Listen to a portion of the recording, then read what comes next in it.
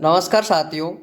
Third grade से second grade की DPC के लिए पूरी तैयारी कर रही है इस समय गवर्नमेंट। इसके लिए आपको निर्देश जारी किए गए हैं जिन्हें आप यहाँ पर देख सकते हैं। मंडल वाइज ये निर्देश जारी होंगे।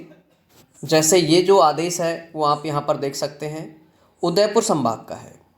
तो 7 नवंबर तक अभी कुछ ही समय बाकी है। 7 नवंबर तक आपको ACAR या APAR जमा कराने के निर्देश दिए गए हैं।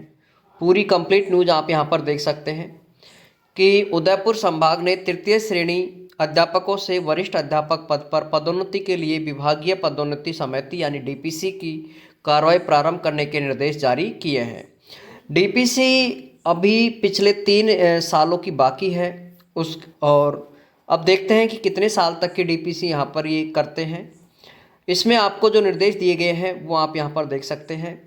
सभी तृतीय श्रेणी अध्यापकों के वार्षिक कार्य मूल्यांकन प्रतिवेदन 16-17 से 20-21 तक ऑफलाइन रूप में आपने भरे थे और 20-21 से लेकर के अब 20-21 से ऑनलाइन होना शुरू हो गए थे, वो आपने भरे थे ऑनलाइन। इन दोनों को आपको इसमें आपके प्रतिवेदन अधिकारी यानी DDO के साइन करा करके आपको इसको जमा कराना होगा, ताकि 7 दिवस के भीतर संबंधित कार्यालय में जमा कराना अनिवार्य किया गया है। आपको PO को या DDO को जमा कराना है, आगे वो जो भी फॉरवर्ड करेंगे वो उनका काम है।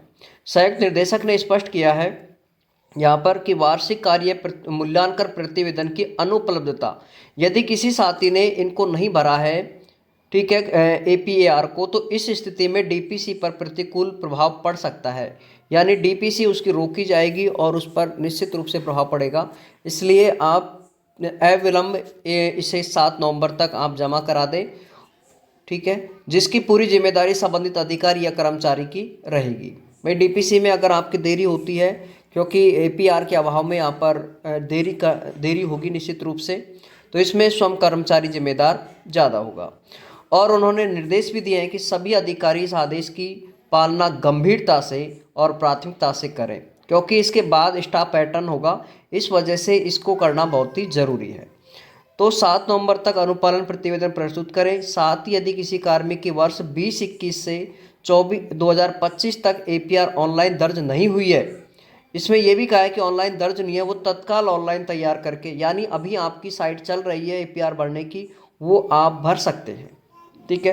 तो ये अपडेट थी आज की। और इसके बाद और भी आप यहाँ पर देख सकते हैं, शिक्षा मंत्री मदन दिलावर के बड़े ऐलान है, DPC जल्द होगी और DPC जल्द होगी। अब तक 50,000 अधिकारियों के प्रमोशन हो चुके हैं और 21,000 प्रमोशन और किए जाएंगे।